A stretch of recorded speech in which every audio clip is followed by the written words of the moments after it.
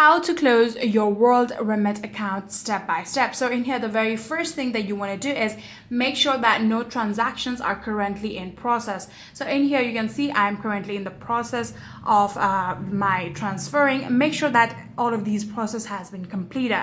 So after doing that, now what we're going to do is simply contact our WorldRemit support. For that, here you have to remember that WorldRemit does not actually have the in-app delete button.